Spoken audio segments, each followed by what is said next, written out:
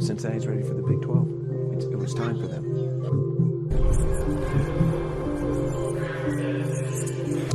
I am fired up. It's a blessing to be able to be in this league with y'all, putting on for UC.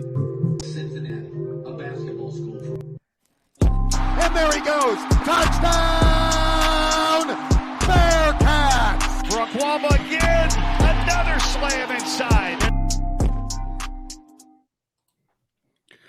Ladies and gentlemen, welcome back to the GoBeercats podcast, part of the Catskeller Social Club.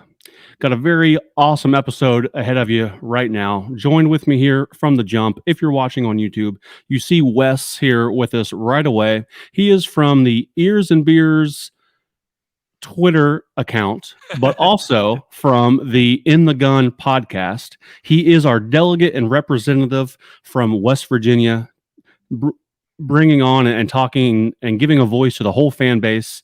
Wes, how's it going tonight? It's going great, Brandon. Thanks for being here, and I'm excited to talk to somebody within the conference who's actually in the same time zone as me here for the first time in a decade. So it's thanks for having me here, and it's good to have you guys in the conference as well too. Absolutely. Well, we're going to get into all of that. The travel partners. We'll talk about a long history that our two schools have had together. Most recently, what was it, 2012? I think last time, at least, in football, right, yeah. We played each other. We'll get into that. I'll tell you why my sister hates the university, and even though she, I don't know, I guess she just knows how to hold a grudge. Hey, Before we get into all of that, though, Wes, we do something here. I know you guys, we'll talk about beers here in a second. Eers and Beers, that drew me in right away. This is the GoBeercats podcast. So our time for a beer, it is Urban Artifact Teak. Love it. Urban Artifact is a local brewery. They only do sours. It is not for everyone, but something that I enjoy here. This is pineapple, guava, and key lime. And of course, this is brought to you by the Delhi Liquor Store.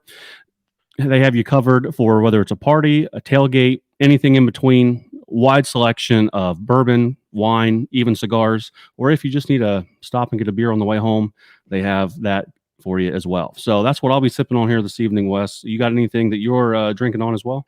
So, it's funny when we do Eers and Beers, because I'm in a place where I'm still doing Eers and Beers a little bit, which was a podcast that me and one of my coworkers started for fun 3-4 years ago. I'm also doing In the Gun with Owen Schmidt and Jed Drenning, who are a couple Mountaineer legends, and I just kind of host it and throw it around to those guys. I wasn't entirely sure what the protocol was here. Okay. But I do have a beer fridge about 10 feet away from me. I could grab one real quick if that makes this more official here. Let's do it. Yeah, why not? Do it. All right, give me 1 second here.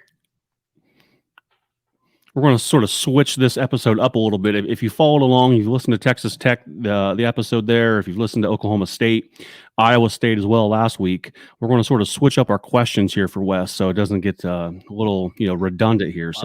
So I'm going to drink on a Montucky cold snack while we're doing this. There you go. Very nice. So yeah. as you're salute, absolutely. Why don't you tell us a little bit about how your Twitter account and that podcast got started, the name, how that sort of plays into it, and then now how that transitioned into you doing In the Gun podcast. Yeah, sure. So I work for iHeartRadio in Pittsburgh. Was born and raised here by two Mountaineer parents. Both my parents went to WVU. My mom is from West Virginia, born and raised. My dad's from Central PA, Carlisle, like outside of Harrisburg area. They met at WVU, got jobs in Pittsburgh after college. That's where I was born and raised, but I was always a Mountaineer. And I know the Cincinnati audience won't like to hear this, but while we were Steeler fans, obviously in Pittsburgh, and we had our terrible towels and all that, like football's always been a Saturday thing to me. My family's had season tickets to WVU for as long as I can remember. A lot of my first memories in life, honestly, are being like 5, 6, 7 years old, tossing the football around with my grandpa at tailgates. My wife and I have season tickets now. We've had our own season tickets since 2018. So about 6 or 7 years now. So long story short, after college, I actually lived in Youngstown, Ohio for a couple of years. I worked for the Youngstown Phantoms there, the hockey team. My wife and I were engaged at the time. She was working in Philadelphia. We kind of wanted to squash that distance as we were getting married, obviously. I ended up getting a job with CBS Radio in Philadelphia, did that for 3 years until I was able to get a job back home in Pittsburgh in 2018 when we moved here. When I did that, when I got the job with iHeartRadio, I work with the Steelers, I work with the Penguins, I work with ESPN Radio here in Pittsburgh. One of my buddies from college, whose name is Adam Crowley, him and I, every day at work, right? Like we're in the hallways at work screaming about the WVU game that happened over the weekend, or, if it's the winter time, like it's a Wednesday and, like we're jumping up and down because we beat Texas Tech in overtime or something on Tuesday night and in a great game. So my buddy Adam and I, who we went to college together, ended up working together a few years later. We were always talking about WVU athletics in the hallways, whatever. And our boss one time made a joke and he was like, guys, like, can you take this to the studio, please? Like every time I come out into the hallway, you guys are standing here yapping about WVU sports. I don't care. Take it to the studio. And we were like, you know what? Actually, that sounds like why don't we just do a podcast? You know what I mean? Everybody else has a podcast. We might as well have a podcast. And so we wanted to have some play on words, and you know how that is. You're trying to come up with a name for a podcast. Of course, the salespeople at iHeart, the people who work with us and, on the other side of things and the ones that make the money and all that stuff. They were like, why don't you guys do something related with beer? You both like beer. You both drink beer. You could drink a different beer on every episode. You can talk about it. You can get craft brewery, kind of similar to what you're doing, get breweries in Pittsburgh involved, that kind of thing. So we just were sitting there brainstorming and we came up with the name Eers Beers and we rolled with it. We did that for a few years. We still do a couple episodes a year. It's tough because we both, at the time when we started the podcast, neither of us had kids. Now Adam has a kid and I have two. He's got a daughter. I've got two daughters. And we both are, into our 30s now, and we're busier, than we've ever been before in terms of our work response. We've kind of climbed that work ladder as well too. So we were really only doing Eers and Beers a couple times a year just because it was tough to find the time to do it. But through all of that and through my work and everything, and just being ingrained in the WVU community as well, too. I do a couple ESPN Plus broadcasts for WVU every year. Nice. And so through that, there's a guy named Jed Drenning. He was a quarterback back in the day. He played under Rich Rodriguez before Rich went to WVU when he was still at Glenville State, a smaller college in West Virginia. So Jed has been, for 30 years now, the sideline reporter. He's on the WVU broadcast, sideline reporter. And then Owen Schmidt, who college football fans will remember, he was part of the Pat White, Steve Slayton, kind of the Rich Rodriguez glory days, there from 2005 to 2007 or so. He's the one who scored that famous touchdown against Oklahoma in the Fiesta Bowl, where he's the runaway beer truck running down the sideline. That's Owen Schmidt. So I do the In the Gun podcast now. About a year ago, we started that. I had no relationship with either of those two. I had never met them, and they were looking for a host with WVU connections, and somehow they got my name. And I'm driving back from Hilton Head last summer vacation with my family, and my phone rings, and it's Jed and Owen. And they're like, hey, we're wondering if you'd like to do a WVU podcast with us. And we've got all these sponsors attached, and we need a host. And I was like, heck yes, sign me up. So we've been doing that now. We do an episode or two during the football season, one episode a week. Other times, the other 5-6 months a year, whatever it is. So yeah, that's kind of a long-winded how I got Eers and Beers and In the Gun and a little WVU history for you as well too. Sure.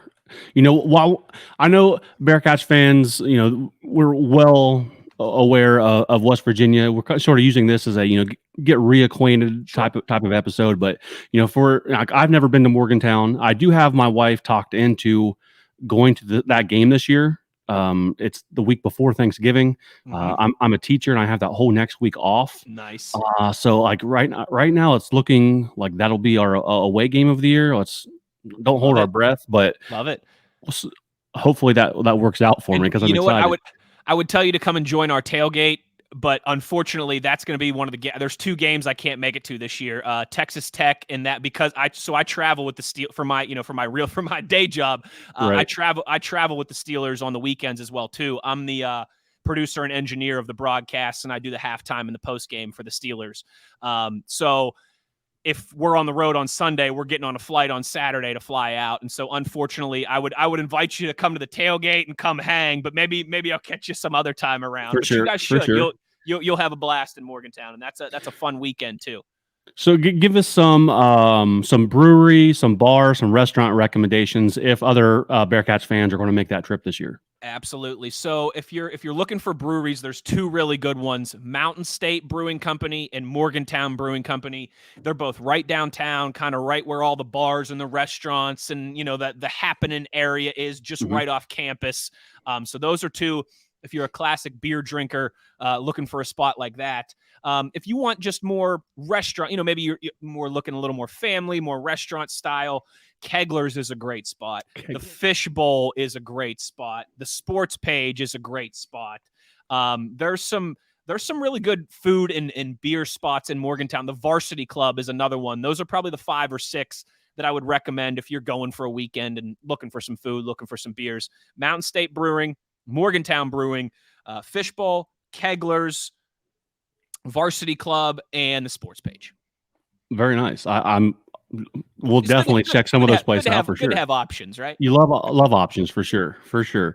I promised my wife we would parlay this into a like Mothman exploration after that. So that's how I have her on the hook for this. So there you go. Definitely appreciate the recommendations there. So let's get into the football season first. We're going to switch this episode around. Usually, I usually ask some bigger Big 12 questions first. But let's get into like specific football. Give us the atmosphere. Give us the feeling. Some of the game day traditions for football. What's it like experiencing a game in Morgantown? Man, it's a lot of fun. And I really, again, as someone who's been going to WVU games as long as I can remember, and I'm 32 years old now. So, I mean, I don't think it's much of a stretch to say I've probably been to close to 100 WVU games in my life. I mean, at 30 alone when I was 30 home games alone when I was a student, and I didn't miss any, and that doesn't include all the years before and all the years since. It's the atmosphere has changed a little bit over the years, particularly since we joined the Big 12. So in 2012, there was this reel, and I'm sure, you said you had a story for me about why your wife hates Morgantown or hates the fan base. I think, like, I'm not going to lie. There was a lot of riffraff. It was Morgantown was a rough place to go, particularly if you were a Pitt fan, if you were a Virginia Tech fan, maybe Cincinnati and Louisville, I think started to fall into that group as well too. It was a tough place. People weren't always the nicest to visiting fans. There was some of that, like, we're West Virginia and everybody hates us, so we're going to hate everybody else. And, everybody kind of has all these stereotypes about us and is mean about us and talks down on our state, so we're going to return that to everybody else. But big shout out to Oliver Luck, who was one of our previous athletic directors and was at the time that we made the Big 12 transition. There was like this huge kind of just wave, maybe you could call it a campaign if you want to, of like, hey, we're moving into big time college football here. We're going to be dealing with all these new fan bases who really have no clue or no experience about us. Like, let's turn some of this around. And to be honest, I've really seen that over the last decade. And I've really talked to a lot of people, Iowa State, Oklahoma, Texas, Texas Tech, Oklahoma State, all these different, because I'm that guy, right? I'm that guy that if you're walking through the parking lot wearing the opposing gear, like, I'm going to stop you and, hey, where are you from? Is it your first time in Morgantown? Do you want a beer? I think that has become the norm. I think the reputation of West Virginians in general at large, there's a lot of different things there, right? But I think one of those is you always hear, oh, people from West Virginia are so friendly. That didn't always translate to the game day experience throughout the 90s and throughout the 2000s. But I think it really does now. There's this whole kind of, I think, just mantra from the fan base of, hey, like, let's not have people say we don't want to go to Morgantown because they're mean and it's a crazy atmosphere and they throw stuff at you. Let's have people say we want to go to Morgantown because it's a lot of fun, and particularly for the Big 12, right? It's completely different than anything they've experienced before. It's a different time zone. It's a different kind of culture and air. It's not Texas. It's not Kansas. It's not Oklahoma. That's really changed in the past decade. So I think the atmosphere in the tailgate lots it's a party. It's friendly. It's welcoming. But inside, it still gets a little crazy. Now, I'm not going to lie to you. It's been a little tame over the years. 3 of the last 4 seasons, we've had losing seasons. We've had losing records in 3 of the last 4 years. That's the first time that's happened since the 70s. I'm sure you've picked up on this too. Like, a lot of the fan base has just kind of soured on Neil Brown and feels like this is kind of just a dead year, like we're really just waiting. We needed to wait another year because we got a new athletic director in Ren Baker, and the buyout for Neil Brown was huge. And this is kind of a lost year, a sunken year, a lame duck year, right? Whatever term you want to use. And we'll get through this year, and then we'll fire Neil Brown and we'll hire a new coach, and hopefully we can get things rolling in the right direction. I'm 32 years old again, like I said. And Brandon, this is tough for me to say. I don't know if there's been this much apathy around a WVU football team going into a season, at least since I've been old enough to remember, because through the Rich Rod years and Bill Stewart and Dana Holgerson, I mean, those teams were consistently winning 8, 9, 10 games a year. And yeah, they'd have a bad year every once in a while where they would go 4-8 or 5-7, but then the next year we'd bounce back and win 9 games, do something like that. That hasn't been the case under Neil Brown. And so it's a little bit of a weird vibe right now. But it's still, when Mountaineer Field gets going, and it happened a couple times last year, the Baylor Thursday night game that WVU ended up winning, the rainstorm against Oklahoma where we beat the Sooners finally for the first time in Big 12 play.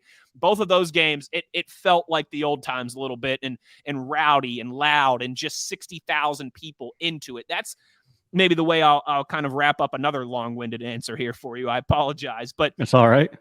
I've always said, I think our non-students for basketball are some of the worst in the country. Like our non-student section fans at basketball games, man, they sit on their hands. They make no noise. They don't get into the game nearly as much as they should. Our student section carries our basketball atmosphere. Football, though, I think our non-students are some of the best in the country. They're engaged. They're into it. They know the game. They love football. They're standing up on third downs, and, they're into it. So there is that apathy of like, man, the last couple years we've won 4 games, we've won 5 games. This hasn't been fun. This year's schedule's really tough. Not only do we welcome some really good teams into the Big 12, we also have Penn State and Pitt, both 2 good programs out of conference. But again, when it's a close game, when the crowd is engaged, when they have something to believe in, it's truly one of the unique, one of the electric atmospheres in college football. Not to get into this too much too soon, but because I do want to talk to you about our shared former basketball coach. Oh, right? Yeah, so, of course. I knew that was coming at some point. Okay. So, but do you think Hugs bought Neil Brown some time? That's kind of a deeper question here, but it's kind of something that I've been thinking about. I know the football coach had been on the hot seat, really questioning whether he's going to even be back for this year. Mm-hmm. It's hard to start over with the 2 major programs, with new coaches. What I mean? At the same time. Yeah. So you think Hugs bought him some time? See, if we hadn't had a change at athletic director within the last few months as well too, I would probably say yes. But I think Ren Baker came in early 2023, and I think, you know how that is. When you're an athletic director, you want to sink or swim with your guy. You don't want your reputation and your livelihood based upon someone that you didn't hire. And listen, WVU and Cincinnati are both 2 passionate basketball schools. Cincinnati, I think, on another step than WVU, much more so with the history. But they're 2 schools that care about basketball. Make no mistake about that. But we all know in this Power 5 climate, in the world we live in now, football is what drives the bus, right? From a revenue standpoint, from an exposure standpoint, and a branding standpoint, your conference, like all that stuff. And so Ren Baker, I think, is going to want to, again, get his guy in there. If this season plays out the way we think, if you make me guess right now, I bet you we go 4-8, 5-7, something like that. And they end up firing Neil Brown at the end of the season because that buyout will be much lower this year than it was last year. Like I said, the athletic director is the real kicker for me, is because I think you're right. I mean, it's a lot. Those are the two flagship, programs of every university, for the most part, with a few exceptions, is your football and your men's basketball. And WVU's no exception to that. That's absolutely how it is in Morgantown. And you're right. That's a lot to be doing, national coaching searches, looking for money, looking for candidates, all those things at the same time. But I think that might be what Ren Baker has on his plate, albeit, hey, the football team could go out and I would love it to be wrong, right? I would love the football team to go out and go 8-4 or something like that and save Neil Brown's job for another year. I would, love if they end up, ripping off the interim tag because the basketball team has such a good year. All these different things can still happen. But I think Ren Baker, if it goes south for football again this year, is going to want to get one of his own guys, in that head coaching chair, someone that he hired. So maybe last week or so, I was doing a little bit of research to see what the Bearcats football history was against each team on the schedule this year for football, right? So went down the line. I ended up turning it into a little graphic and putting it out on social media. There is not a more lopsided series history than us in West Virginia, where we have won 3 games, lost 16, and tied 1. So I don't necessarily have a question there, but when you look down this graphic, and so some West Virginia fans found their ways into the mentions and let us know about it. I'm sure. But Brandon, we're hanging on to anything we can get these days, bud. It's been a long couple of years. Okay, I'll give it to you. I didn't even reply. I'm like, yeah, you do. You're absolutely right. It is not good that series history, but.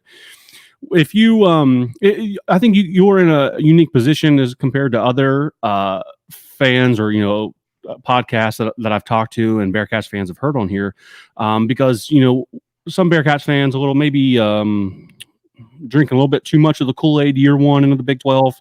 I myself, I'm well documented in saying if we can get bowl eligible this year, I will be super fine with that. But what you remember when West Virginia took the jump to the Big 12. It's kind of like, will the 4 new schools will they be deep enough to compete week to week? That's a big thing that's always mentioned, but sort of give us some insight on what that was like when as you remembered West Virginia jumping to the Big 12 and that step up in competition. So you absolutely nailed on a couple things that I completely agree with, but I think just to give the snapshot view, right? It's important to note WVU's last game as a member of the Big East as a member of the Big East Conference was the Orange Bowl, where we went down to Miami and beat Clemson by 40 points, and smacked Dabo Swinney and Sammy Watkins and all those guys, Geno Smith and Tavon Austin and Stedman Bailey and Bruce Irvin. 4 or 5 guys on that team that were first and second round picks for WVU. In a really good season, right? Where you end with double-digit victories, you smoke Clemson in the Orange Bowl, and you bring a nice chunk of your core back. Bruce Irvin went on and was the 15th overall pick in the NFL draft, and you lost a couple other pieces, but you bring back Stedman Bailey, you bring back Tavon Austin, you bring back Geno Smith, you're rolling, you're entering not the beginning of Dana Holgerson's tenure, right? So you're feeling more comfortable of, that like we finally have an established coach and all these things. So I think there was a lot of optimism. WVU going into our first season in the Big 12, I think we were like preseason number 10 or 11, something like that. We were ranked pretty highly, a lot of good players coming back. And so I think the thought process was, hey, look what we just did last year. Look what we just did to Clemson. We could go make some noise in this conference. And it started out well. If people remember, WVU started out 5-0 that year. Was ranked number 6 in the country. And then we went to Texas Tech and got smacked week 6. Like Texas Tech beat us like 35-7, 42-7, something like that. Wasn't even close. And we lost 5 straight games from there. Ooh. Then won our last 2 to finish 7-5 our first year in the Big 12. And Brandon, like looking back on it, time to digest now. Obviously, that's a decade away. I think the depth part of it that you mentioned was huge because we had the top end talent to play with anybody in the Big 12.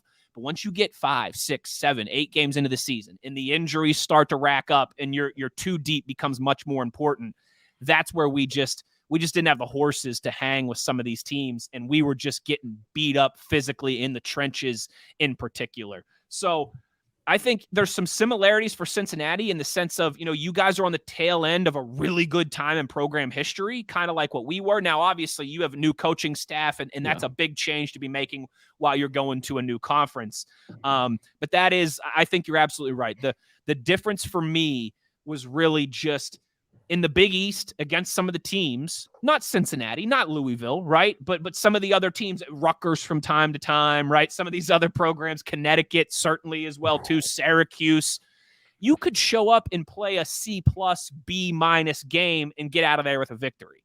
Yeah. In the Big 12, that's just wasn't the case. These teams are good. These teams are deep, and these teams are well coached. And we, like I said, we found that out the hard. I mean, we were 5-0. We were riding high. We were talking about, could we potentially contend for a national championship?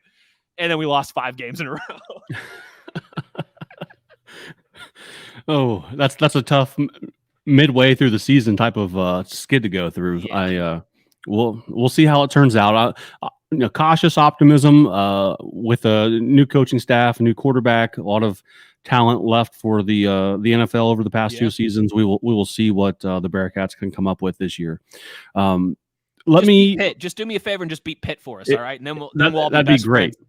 If we can start off 3-0, we are going to be. Me sit here and talk about high. how much I love Marty Gilliard for 20 minutes for beating that Pitt team in 2009. All right, we could talk about that all day. That's still the greatest football game I've seen. That was getting crushed at halftime. I loved it too. That day lives in Bearcats history lore. Like, we still celebrate that today for like social media. You'll see that everywhere. I will buy Marty Gilliard a beer if I ever see him in an establishment. I think he's coaching high school football now. If I'm not mistaken. Apologize if you hear my dog going insane. I don't know what pissed her off, but she's. I got a dog. It's like white noise. I got a dog and two toddlers. It's like white noise at this point, baby. I got you. She's too old to act that way. I don't know what she's doing up there. But back on track here. Let's talk. We'll weave into these Big 12 questions here. If you, as a football lens is still on here, who does the fan base get up for if they're coming to town? Speaking of strictly Big 12, let's stick to the new Big 12. Let's exclude the 2 outgoing. I guess, is there a rivalry that you guys have in this Big 12? The distance you've already brought up is one thing, but who does the fan base really get up for on the schedule? Yeah, listen, I'll be honest with you. It's nothing like Pitt or Virginia Tech or even Cincinnati or Louisville were back in the day. But again, we've had 10, 11 years now of this. So there's been some animosity built up. I think I would say Baylor and TCU. For no other reason than just over this past decade, it feels like every time we play those 2 teams, it's a close game that comes down to the wire. Someone wins on a field goal. Someone wins on a controversial, pass interference or non-pass interference call. And to be fair to TCU and Baylor, both of those programs have been pretty good over the last decade as well, too. They've had their down years, but they've also, TCU this past year, Baylor for a couple years under Art Briles, where they were, one of the legitimate top 10 teams in the country. So you'll see it. It's a little weird when all of a sudden it's like you're playing these teams that you really have no history with. And if you do have history, it's like a handful of games that happened before you were born, you know what I mean? Or where you were in diapers or something like that. But I think Baylor and TCU, like I said, just because it seems like no matter where one team's really good, one team's really bad, both teams are okay, both teams are good, whatever the circumstances have been over the 10 years, feels like those 2 games have always been really close. There's always been some controversy at times with some, this call or that call and things like that. So I think because you're right, Oklahoma and Texas are easy ones because they're the blue blood programs. Everybody gets up for those games, and everyone loves to flash the horns down, right? Yeah. But I think TCU and Baylor are probably the closest that we have to, over a decade developing some real animosity. For sure. So I know as I've been on this journey learning about the different fan bases, I've been disappointed in hearing that there's not a ton of trophy games in the Big 12. Some different guys, we've pitched some ideas, like the Farmageddon game, Iowa State, Kansas State, that they got to make that a trophy somehow. Do you have any suggestions or ones that you would like to see? Yeah, so there's been a fan movement over the last 10 years or so. Like the fan bases amongst Iowa State and WVU call that game the Riot Bowl because it's 2 fan bases who like to party and have a good time and, are known for maybe lighting some things on fire, getting a little crazy when their team wins games. So it's funny, actually. There's like 2 fan groups. I think it's through like SB Nation or one of those, media conglomerates that they exchange. It's like a gasoline. It's like a plastic gasoline container. Yeah. And it's got like a WVU logo on one side and the Iowa State logo on the other side, and it says Riot Bowl, and like they bring it to the tailgates, and whoever wins gets to take it home with them type thing. But you're absolutely right. Like, I would love it if WVU and Cincinnati came up with something. I know you guys have something with Pitt. You know, we have something with Virginia Tech, but that's really our only trophy game. We play for the Black Diamond Trophy against Virginia Tech. I'm with you. I think, you know, you see that a lot in the Big Ten, and it's just something that drums up interest. It's an extra piece of content. And this sounds crazy, but I think recruits love it. You know, recruits love to be able to go. They go to the facility and what's this trophy? Oh, we play for this every year against Cincinnati, and they get to take their picture with it and you know, all these different things. So I think there's got to be something there with, like, you know, Cincinnati and Skyline Chili and West Virginia and the West Virginia hot dog with putting coleslaw and chili. I don't know. Maybe it's like the rights to chili bowl or something like that. But yeah, I'm with you. I would like to see Farmageddon. I mean, Kansas and Kansas State should have a name or a rivalry or something. You know, they're in the same, and there should be. I've always said this, Brandon. You know how there's like it's called the Commander-in-Chief Trophy, I think it's called, for whichever service academy has the best, like Army, Navy, Air Force, whichever one has the best season. There should be like a Lone Star Trophy or something like that. So out of Texas and Baylor and TCU and Houston, you know, like all the Texas schools, whoever finishes highest in the conference gets, like, you know, the Lone Star Trophy or something like that. Because again, I'm with you. I think it's fun for the fans. It's fun for recruits. And it's just an extra piece of content you can put out there. Like, you know, Texas and Oklahoma had the Red River Shootout, the Red River Rivalry, whatever you want to call it. And they play for the Golden Sombrero, but that's going away. So there needs to be something to step up into the void. So maybe WVU and Cincinnati can be the ones to do so. I love it. Let's do it, because, you know, we did have the trophy with Pitt. Yeah, I'm sure that'll be on the line. It's a riverboat. Is it River City rivalry, right? Is that It's like I don't know even what you call it, a riverboat dial or something. I don't know. Okay. I don't even know what it is. Yeah, you got the keg of nails with with UC and Louisville. I got a mini one right here. I know, that's a great, and I love that name too, keg of nails. That's so cool. We got the Victory Bell with Miami, Ohio, but we've won that like 18 years in a row, and that's never leaving. That's like the Coal Bowl, right? With us playing Marshall, Yeah, so I would love to get some more things going there.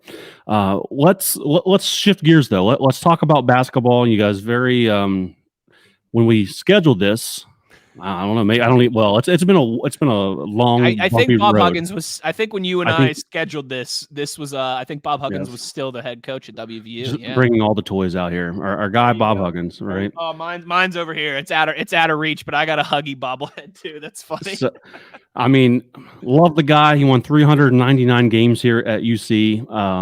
Sort of can't excuse what he did, I don't think, and definitely put the West Virginia program in a very tough spot.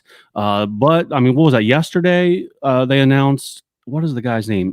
Josh Ulher. So as the interim coach, he was an assistant. I know that pulled a couple guys, or kind of like, I don't know what you call it, sort of steadied the water. Out of the portal. Took their names out of the portal. So talk to us about him. You know, what you know about him, and sort of what the outlook now is for Mountaineer basketball. Well, it's been a crazy couple weeks, and I don't need to tell anybody this. When you lose your head coach in June, that's not the most ideal timing, because March and April is when all that coaching cycle stuff, you know, goes through, when the lower Power 5 programs, the assistants, the mid majors, the whatever coaches get offered the bigger jobs. So I think this was the right way to go. I mean, you have a killer class that you brought in here in the portal, ranked number 1 or 2 by pretty much every service outlet that does those type of recruiting rankings things. You got a lot of money in NIL, because I do think, Brandon, I think there was a lot of belief around the program and the boosters and all those things that this was going to be Bob Huggins last year anyways. I mean, he was going to turn 70 this year. He's just getting older. The game is changing so much. You're seeing all these Mike Krzyzewski and Jim Boeheim and Roy Williams and all these old guard of coaches retiring, because it's just not the same game that they for decades poured their lives into. And I think we can all understand that in a way. Because of that, they got a lot of NIL money to throw around this year, because I think, again, Bob Huggins was telling some people, I think this is going to be my last season. And they all said, all right, bet, let's load up and, and see if we can do this thing one more time. So the roster was there to really have a successful season and go for it.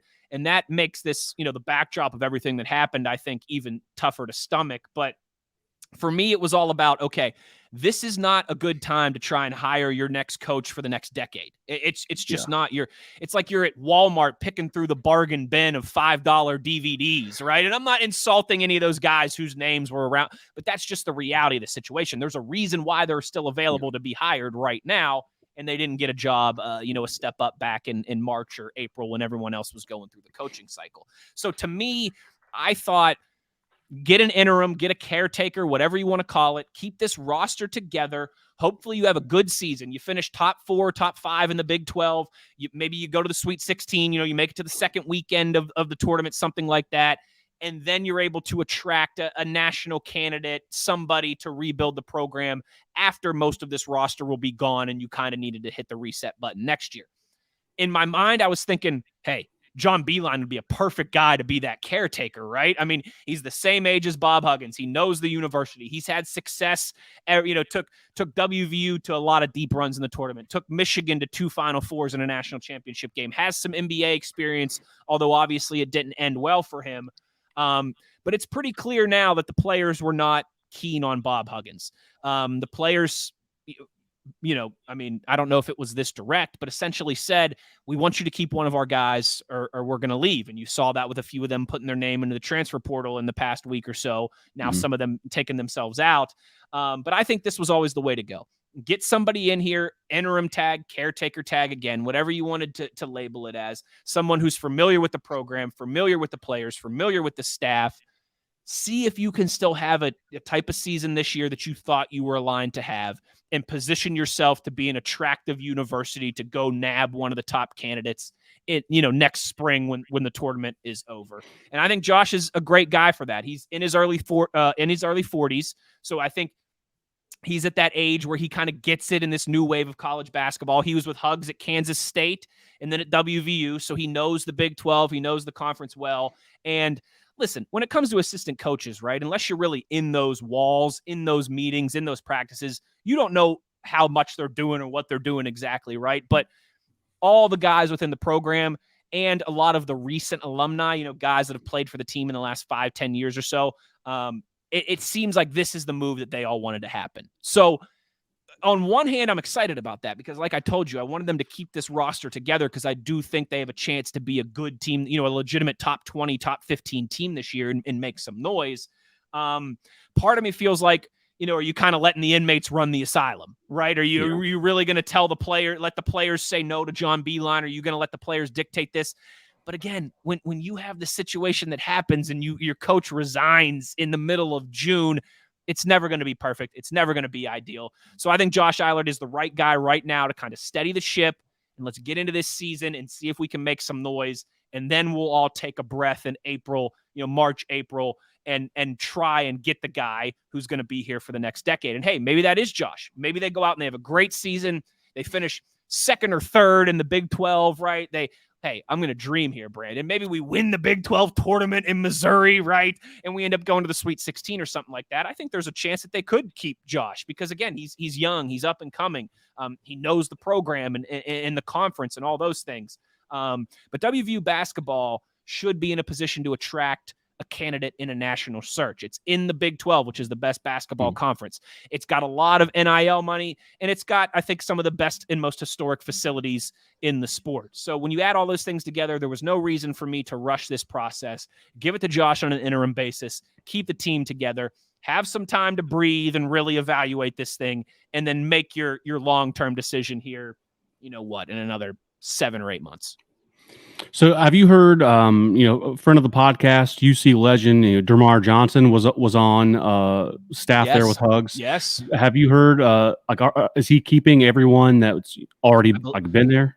I believe so. I think DeMar was actually in the running to potentially be the interim guy, but I think it was more so of again, they want to keep everybody together. They want to keep DeMar. They want to keep Josh. They want to keep Ron Everhart, who's another longtime assistant of Bob Huggins, who's really respected and liked by the players. So I think that's going to kind of be the move. While Josh will be the interim head coach, he'll be the one standing there on the sideline. He'll be the one doing the press conferences. He'll be the one, first one through the handshake line at the end of games, all that stuff. I think between him, between DeMar, between Ron Everhart, I think it's really going to be, I don't want to say by committee, right? But I don't think Josh is going to be screaming and yelling and telling those guys. It's not going to be your typical boss and employee relationship. I think it will be the three of them really trying to navigate this thing and figuring out how, okay, we lost our Hall of Fame leader, and that's never easy, but we can still keep this thing going. We can still have the type of season that we thought we were going to have. And I think to do that, they're obviously all going to have to be on the same page. So yeah, DeMar's still staying. And I was happy to see that because he's another guy who seems just beloved by the players and everyone around the program. He's a good dude. And there's only so many guys that can, walk into a recruit's house and say, I was number one in America. Absolutely. I was the number one. I was the number one overall recruit. Matters. So yeah. I was number 6 in the NBA draft. I was in your spot. Where guys are coming into the living room and selling me on everything. And yeah, I've been there. I've done that. I think you're absolutely right. I think there's always something to be said for that. So we shared the history with the Big East, and they respected basketball conference back in the day for sure. It never seemed like you had a night off. I was lucky enough to be at UC during the Big East days, right? Like I graduated in 2012, so I graduated in 2013. I took a victory lap though, so I don't, not to brag, but I had too much fun. I had to do it again. That was smart of you. That was very smart of you. I wish I would have taken 8 victory laps. Right. Yeah. If I'd only known. But tell us about the gauntlet that is Big 12 basketball. Why no? I mean, just I watched as many games as I could this year, just because it was the best basketball available, right? And I think some of the commissioner at the ACC he's got his head up his butt or something. He's not paying attention. We're going to get along. Yeah. Tell us about the gauntlet that is the Big 12. I mean, there's no nights off. Imagine the Big East back, in its heyday, but there's no DePaul. That about sums it up. It's just crazy impressive how good everybody in the conference is. And yes, Kansas is always there, but the rest of it kind of rotates. I mean, it's hard to remember, but just 4 years ago, Texas Tech was in overtime of the national championship game against Virginia. Texas has been very good. Kansas State has been very good. WVU's had our moments. Iowa State was a team that was making Elite 8 runs for a while there. There's just a depth of universities and athletic departments and fan bases who really enjoy basketball, and there's not those doormats. That's the biggest thing. It was kind of like the Big East, all respected DePaul, right? And maybe listen, we have DePaul back. It's just the way of Central Florida. That's a good point. We are going to get Central Florida now, and I think they're in for a rude awakening when basketball season starts. St. John's was down at times, right? Seton Hall down at times. You look at I'm telling you, when the schedule comes out, you look at it and you're right. Maybe other than UCF, there's no, I'm circling that. That's an easy win. In the venue, they're tough places to play at. You'll see this too. It's tough to fly to Texas to play a game on a Tuesday night. You're not getting out of there till midnight, and then you're flying home and it's 3 a.m. by the time you get home, and then you're up the next day and right back at it. Maybe you have a game a day or two later. The Big 12 basketball is a grind, man, because again, you've got, and now it's going to be, you had Cincinnati, you had Houston, you had BYU. I know UCF is what they are, but the rest of those, again, Houston's been one of the best programs in the country the last few years. They've been to Final Fours. This was the first year since 2017 that there wasn't a Big 12 team in the Final Four, and then since 2019 in the national championship game. So it's just, I think that would, if Bill Self had been healthy, I think that'd have been a different story as well. And I'm with you too. I think Kansas last year, I know a lot of people were like, "Oh, see, we told you Kansas was overrated the whole year." They didn't have their head coach. That's a big deal. Because I thought Kansas was poised to maybe cut down the nets again last year. But but you've seen it. I didn't even mention Baylor. I mean, Baylor won a national championship. You've had Texas Tech in the overtime of the national championship game. You've had Baylor winning a natty. You've had Kansas winning a natty. You've had Iowa State and Kansas State sniffing around Elite Eights and Final Fours. I mean, and again, WVU's no slouch. Oklahoma State and Oklahoma are no slouch. I mean, I think Oklahoma, don't quote me on this, but I think Oklahoma has the most NCAA tournament wins of a program that's never won the national championship in college basketball. That's a good, like, people don't understand. That's a good, because it's not their football, but that's a good college basketball program there. It's a gauntlet, man. But because of that, it's a lot of fun. And at times it's really easy to turn the page because you'll play Monday, Wednesday against two top 20. You'll have Baylor on Monday and then Kansas on Wednesday. And like, there's no time to lick your wound. If you get a big win on Monday, it's like, great. All right, it's Tuesday. We better start focusing on tomorrow. If you suffer a heartbreaker on Wednesday night, it's like, no big deal. We got a top 15 team coming to the Coliseum on Saturday. We'll get this bad taste out of our mouth. So it's very Big East. Except for, man, I think even the depth in the bottom of the conference is a little bit stronger. It's cliche, but there are no nights off, but it's a lot of fun, man. I love Big 12 basketball. I really look forward to, you get past Christmas and you get the NFL playoffs and you get conference play in college basketball. It's a fun time of year. Yeah. I mean, there's this feeling between Bearcats fans that I've talked to, my inner circle, and even ones that I just pick up conversation with randomly. There's this feeling that the momentum has been with UC football for a while, right? Luke Fickell took us to new heights. College football playoff, awesome. I'm a big Sauce Gardner guy, by the way. I love Sauce. God, is he good?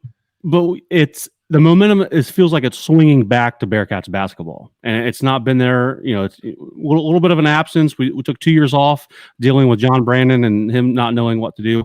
But Wes Miller, he's righted the ship. A lot of people feel like the recruits that he's brought in this year, the way he used the transfer portal as well. The momentum shifting back just in the perfect time, because if like you said in football, if you play a B- C+ game, you're not winning. Especially in Big 12 basketball. So especially on the road too. On the road, it's brutal. Like it can turn into like how it did for Missouri football. You know what I mean? Yeah. Like real quick, where it's like, man, like you can step into this conference for basketball and get beat up pretty quickly. But I think you guys are in good shape to not have that happen. But it is. I'm telling you, it's a lot of fun. And like you said, it's that same thing. Like you better be on your A game. Because if you're on your A game, you'll have a chance to win, right? But if a chance. If you're playing B-, C+, B basketball, you're going to be in for some long nights. So tell us about, we've talked about the flagship programs pretty much for every school except for there's a couple exceptions. It's football and men's basketball. What's a third sport that West Virginia fans get up about, or some success that you guys have had in a third sport? Whether, you could just talk about one, or if it, changes year to year, where does that go? Yeah. So, I mean, it's funny, like WVU fans follow the rifle program, right? Because it's West Virginia and everybody hunts, and because they've won 19 national championships or so. Like they beat Army, they beat Navy, they beat everybody. But it's men's baseball. And I would have said, if you would have asked me this question 3 years ago, 4 or 5 years ago, I would have actually said women's soccer, because our women's soccer program is excellent. They win the Big 12 championship like every other year. They were just in the national championship game a few years ago, lost to USC. They're consistently making runs in the tournament, putting players that are playing in the Olympics and, high-level women's soccer in the United States and across the country. The WVU women's soccer team is consistently ranked in the top 20, top 15, top 10, and their games get a couple thousand people, and they're a lot of fun because they're really good. But when we went to the Big 12, a big part of that agreement was you guys have to invest in baseball.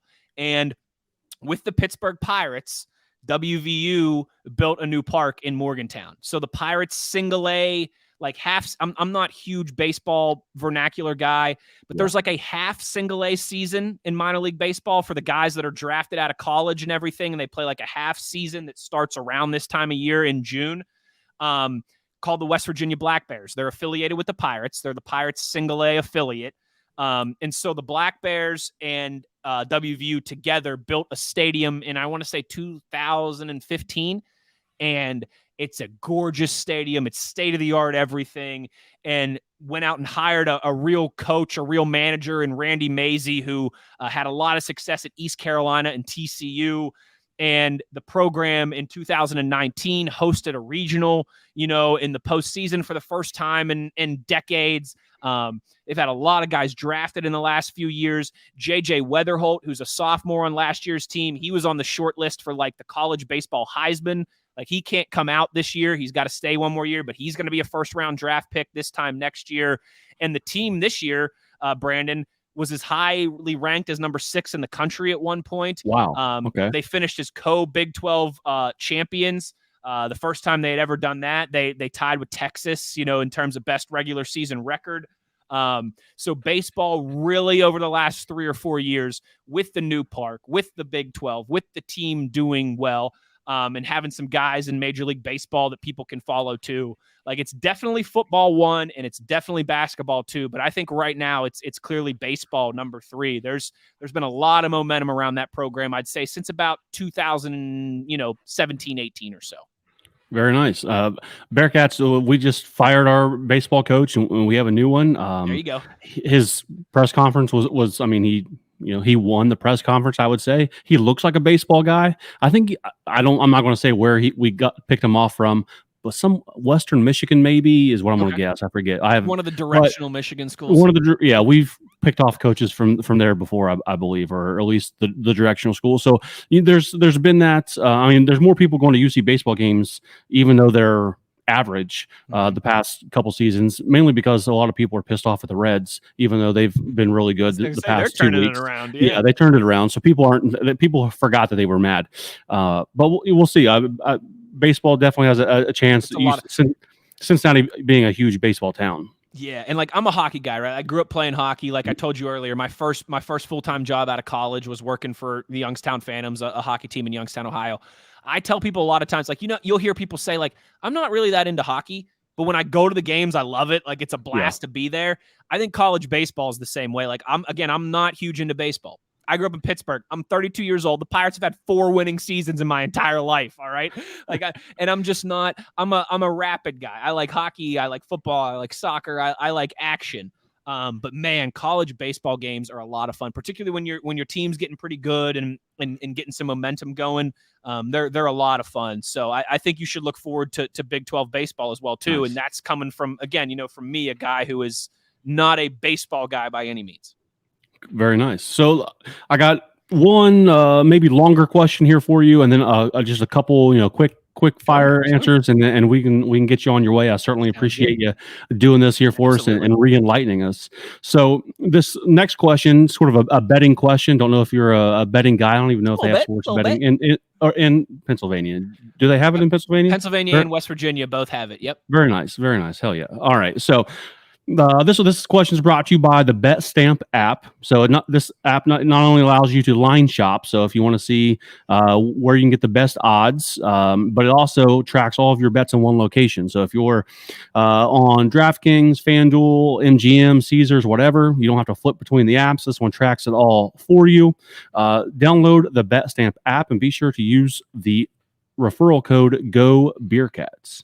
All right. So Wes, back to football. If I gave you Texas and TCU to win the Big 12 in football this year, or the field, which one are you taking? Ooh. Well, let me say this right now. I don't think TCU is going to fall off a cliff, but they lost a lot from last year. So it's really, to me, it's Texas or the field. And this is dangerous because I'm not one of these Texas is back people, all right? I did the horns down thing earlier, all right? I got no love for Texas, although Austin is a fabulous city. If you have a chance to go on a road trip there, absolutely. Do you guys play Texas this year? No, we got Oklahoma at home, no Texas. That's a bomb. I was going to say, if you guys by chance were going to Texas this year, I was going to go before they leave for the SEC because it's an awesome town. It's an awesome campus, all that. I really do think Texas could be good this year. Like, I really think that they could win the Big 12. I think last year, until Quinn Ewers got hurt, they had a lot humming, and then they were kind of hot and cold the rest of the season. But I do think Sark can coach. They've always got a talented roster. I more so than I have in the past 10 years of being in this conference, I do believe that Texas could actually be pretty decent this year. But I feel like I got to take the field. I mean, although as I'm saying this out loud, I don't believe in the Oklahoma hype. Like Oklahoma right now, they're over under for most places in Vegas is 9.5. They were just 6-6 and were a disaster last year. I'd take that under. Yeah, I would take that under. I wouldn't if they go 8-4, 9-3. That wouldn't surprise me. I don't think they're going to be terrible, but I don't think Oklahoma's jumping back to being the Lincoln Riley, Baker Mayfield, Kyler Murray Oklahoma just all of a sudden. I just don't see that with Venables, and I don't think Garrett Gabriel's as good as everybody else does. I think he's better than what they had last year when he was out, certainly. But I think they're an 8 or 9 win team in the regular season. Maybe then they get a bowl game to add on to that. I think Kansas State's going to be sneaky good again. Oh, yeah. I think they could, but Deuce Vaughn is a major loss, but they will be good. Deuce Vaughn is a huge loss, but honestly, I do think Texas is the favorite to win the Big. Like if someone was handing me $100 right now and said but you have to place this on a futures bet for someone to win the Big 12, I think I would go Texas. So I'm gonna go Texas and TCU, I guess. Let's do it. All right. Hey, well I love it. Love it. It's a lot of guys have taken the field, but I kind of change my mind every time I ask the question because I think I can Texas, easily be swayed the other way, but I'll go Texas and TCU. I'll do it. Yeah, I watched that Texas-Alabama game last year, and I mean Texas had the game won until they didn't have any quarterbacks with a good leg. But that was. I'll look for him. Bijan Robinson's a big loss for them too, but yes, they've always got running backs in the stable down there. All right, so the next couple questions here, you can answer them as quickly or as long as you'd like. All right, so has West Virginia partnered with any brewery to have a West Virginia beer? No, but they need to. If they do in the near future, what do you think the beer would be called? Oh gosh, probably like Almost Heaven. Or country, or Country Roads, right? Or I don't know, something to do with a musket or a coonskin cap or something. It would be Almost Heaven Ale or Country Roads Lager or something. I like it. That's just play the hits. Play the hits. Good stuff. Very nice. I'm not going to say if. When the Big 12 expands next, who would you like to see them add? Not that I've thought about this before, but right, random question.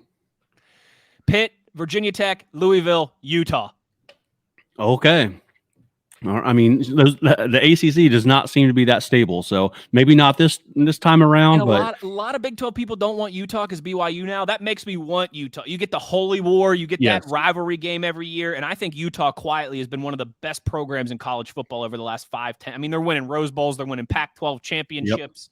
So give me our region, right? Give me Louisville. We get the Keg of Nails. Pitt, we get the Backyard Brawl. Virginia Tech, the Black Diamond Trophy, and then let's go out to Utah as well too, and add the Utes. Those would be my 4.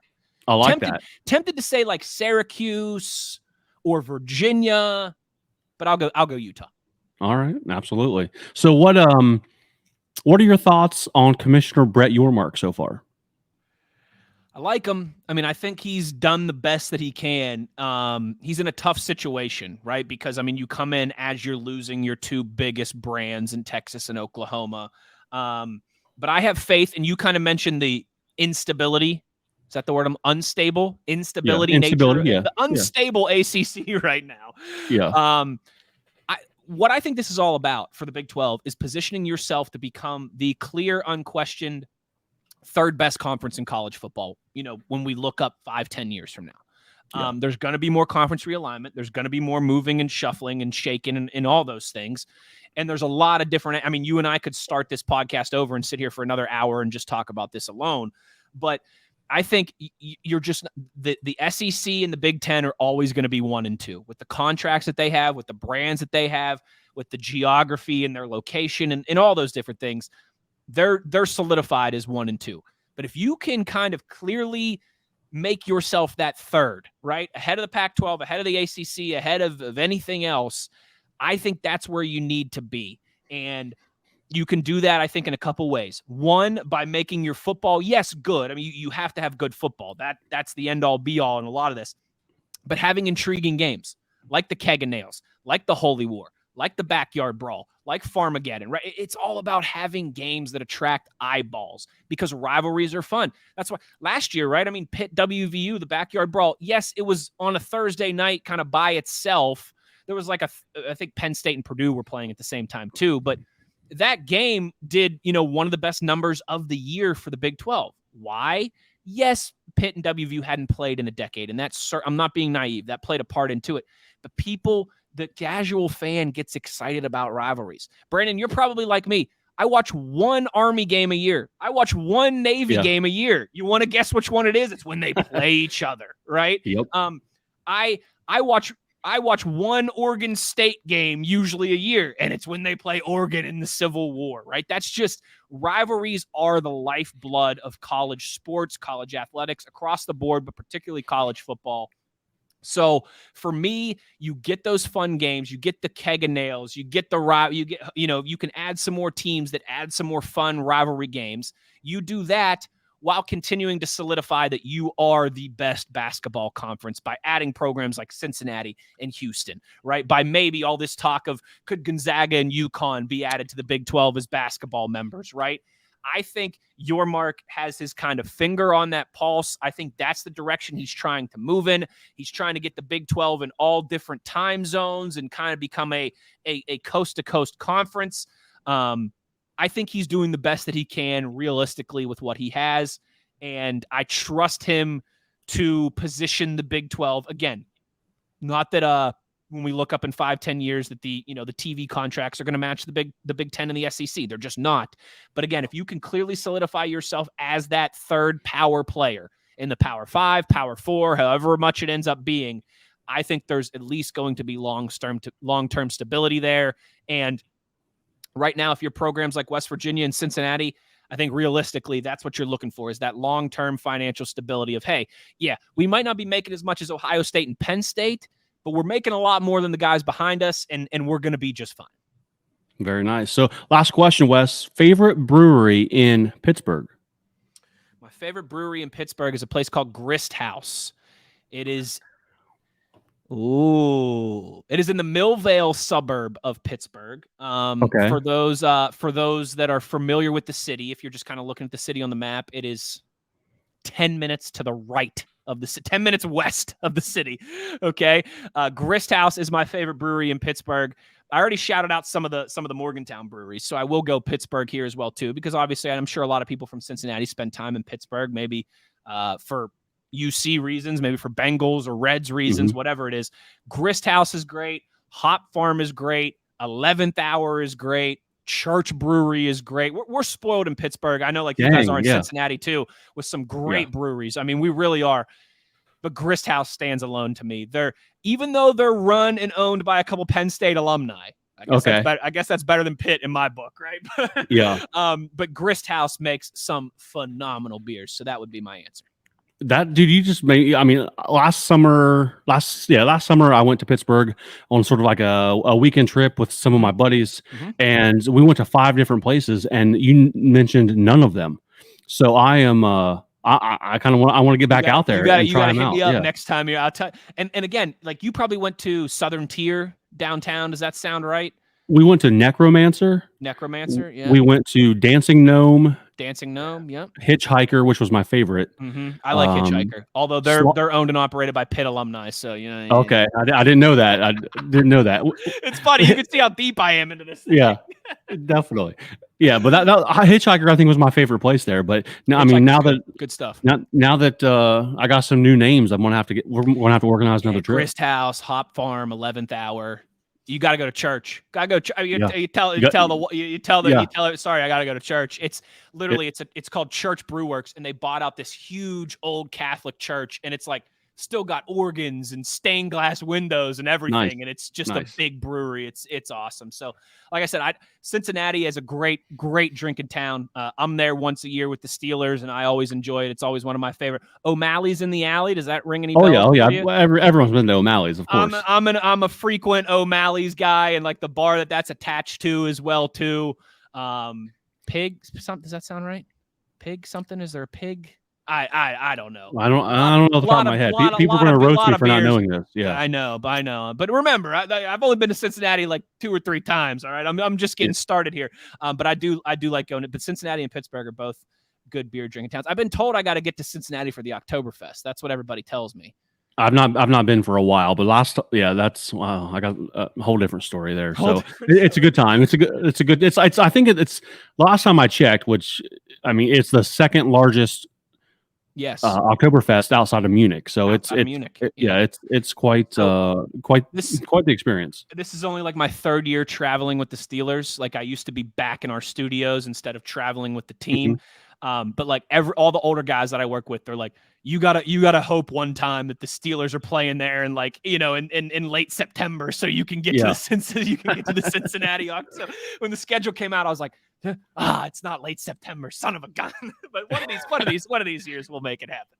Definitely. Well, Wes, you've been awesome. Great getting to know West Virginia sports again. If when you're in Cincinnati with the Steelers and you need a brewery recommendation, or we'll holler at you for sure. Or for whatever reason, please reach out. We'll certainly make something happen, and I'll let you know how the Morgantown experience goes, assuming we actually make that happen. And we'll reach back out in the season because football season, there's always stuff to talk about. I always love to do preview episodes, and I mean, basketball is sure to be a good time as well. So we'll try to have you on again when we got stuff actually rolling. Yeah, enjoyed catching up with you, getting to know you. Like I said, I'm pumped to have Cincinnati in the conference. I'm pumped to have a team in the same time zone, one that we can actually get in the car and drive to and have some similarities with. So I've been one time to Cincinnati for a WVU game. It was in 2011. But the game was at Paul Brown. It wasn't at Nippert. Oh yeah, I was at that game. Yeah, we lost on a missed field goal or something. WVU blocked the field goal to win on the very last play of the game. I said I was going to let you go. You and I both remember. Dude, well, I'm at the game with my dad. Right, my dad and I love to go to games together. And I swear to God, my dad looks over at me. He goes, "They're about to block this," and I was like, "Dad, shut up." What happens? They block the kick. We lose the game. I swear to God that happened. I swear. Promise you. He called it. Me and a couple buddies, because the Steelers played in Cincinnati that next Sunday, the day after. So me and a couple buddies decided, all right, we're going to get up Saturday morning. We're going to go to Cincinnati. We're going to go to the WVU game Saturday, go to the Steelers-Bengals game on Sunday. And it was a blast. It was a lot of fun. But like I said, I need to get the on-campus vibe. But it is funny. You'll like this as we wrap this up here. Last year, we played Baylor last year on a Thursday night. It was wild atmosphere. WVU wins a crazy game, ends up winning by 3 points, back and forth, high, like 42-39, I think was the final. A big momentum shift was at the end of that game. We blocked a Baylor kick and took it all the way back to score. And that was like a big momentum shift. And I literally was in the section with all my buddies because we have season tickets, 12 of us in this section that I went to school with. And I'm like, I think that's the first time we blocked a kick since Cincinnati in 2011. Of course. So I do remember that one vividly. But yeah, that's Nippert is on my list. And like I said, I'm real pumped to have Cincinnati back in the fold. If anybody, I'm on Twitter at Wesley Ulher. If anybody needs Pittsburgh or Morgantown recommendations at any point, tweet me, slide in my DMs, whatever. I'm happy to help you out. Absolutely. All right. We'll leave it there. It's certainly great to catch up with you, Wes. I appreciate it. No problem, Brandon. Thanks for having me. Yes, sir.